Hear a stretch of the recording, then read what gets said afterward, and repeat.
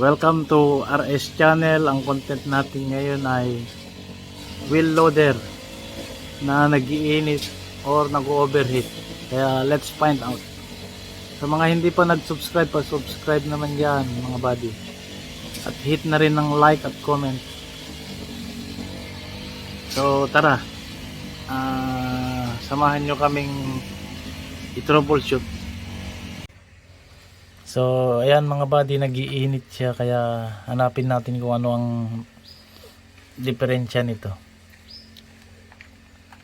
Ang suspect ko mga buddy is sa LEC, kasi last year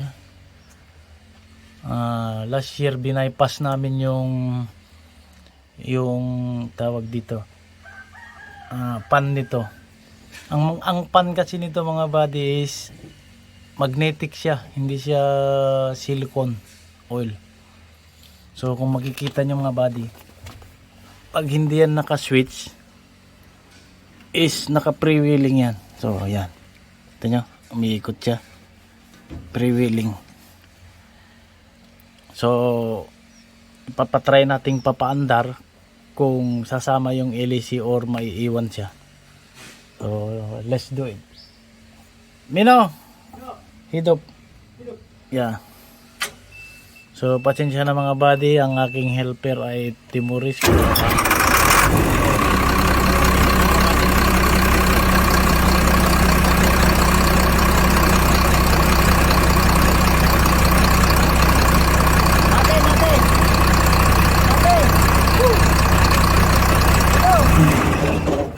Oh, ayun mga buddy, patay na yung ating machine, umiikot yung LEC, so freewheeling siya, hindi siya nag-engage.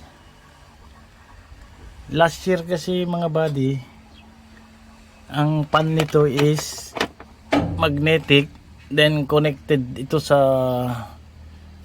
ang switch nito ay connected sa ating thermostat dito. Ito siya mga buddy, thermostat. So pag nag-init yung thermostat, saka siya mag-switch, saka siya mag-engage. Pero bypass naman na siya last year pa, and then ngayon nag-freewheeling siya ulit. So tignan natin kung sira na ba yung ating pan or yung ating line. So meron tayong tester ito. Ang una nating gagawin mga buddy ay disconnect natin ito. Titignan natin ang line nya, tignan natin kung meron siyang live na linya. So tara, Mino, pakihawak to Mino. Mino, pegang. Ini pegang. So tawagin ko lang yung ating helper mechanic para hawakan niya itong ating video. So ini, tahan. Yan, yan. So i-disconnect natin ito mga buddy. Then dito tingnan natin kung meron siyang live.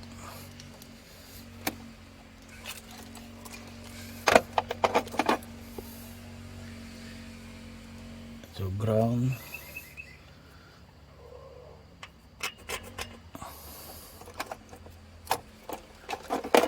Ito mga buddy, naka DC tayo ha. Dapat 50 volts kasi 24 volts ang ating supply.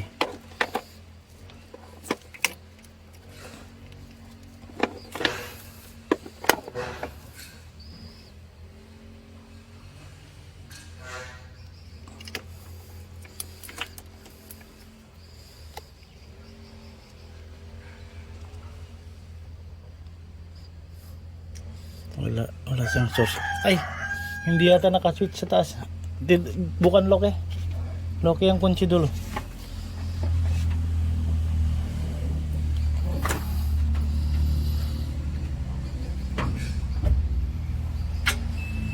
Ayun.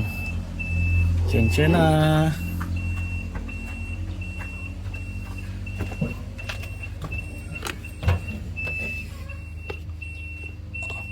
So try muna natin kung gumagana yung ating tester.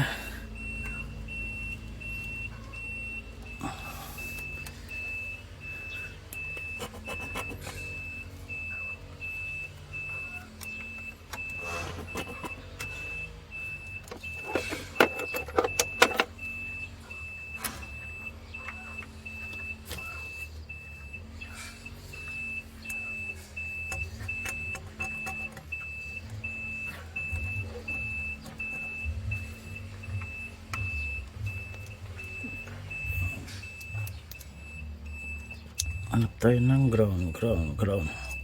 So dito.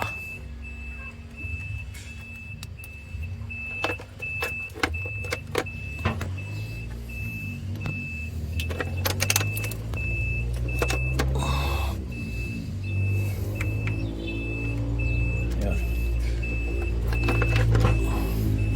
So i-test na natin mga buddy. Ayan.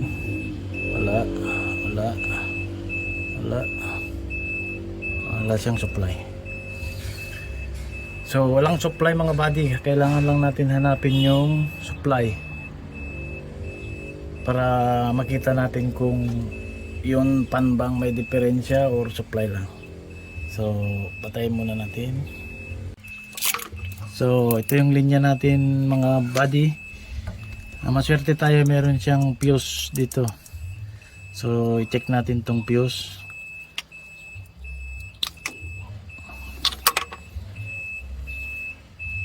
Check natin kung buhay siya. Ano ba yung X1? X10. X10.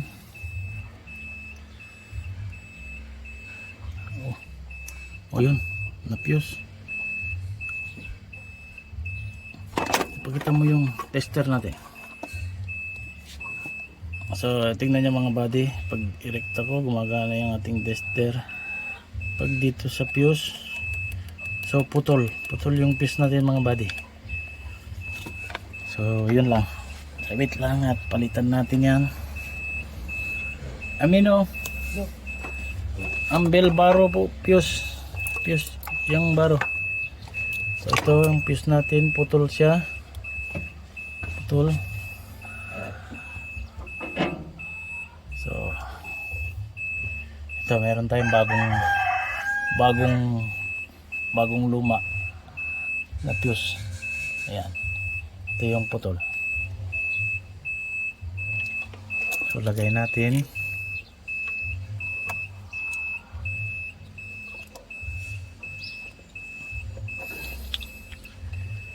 Ayan. So pre-wheeling yan mga buddy. Pero once na i-switch natin yan, kung hindi yan, wala yan diferensya, mag-engage na yan. So napalitan naman na natin yung fuse. So try natin i-choke na to. Ayun, gumagana na. Kita nyo mga buddy.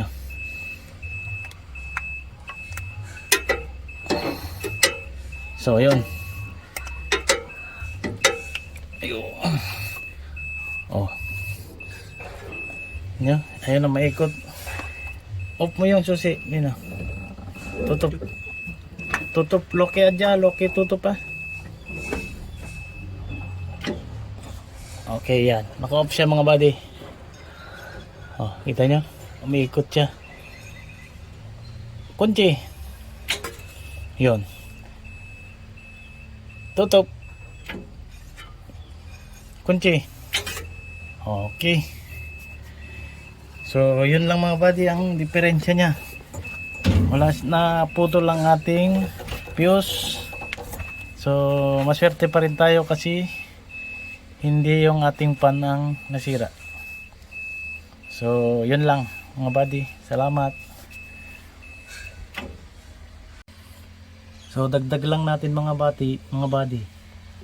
Ang LG95 6L na SDLG, ang pan niya is nakadesign sa magnetic na connected sa ating thermostat.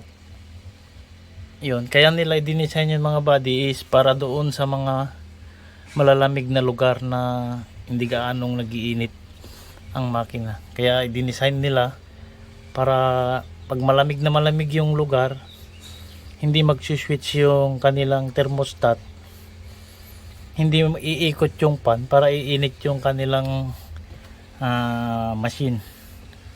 So ito mga body advisable na i-design sa mga malalamig na lugar, pero kagaya dito sa bansa ng Timor, mainit parang sa Pilipinas, so hindi kailangan yung mga ganitong design na thermostat.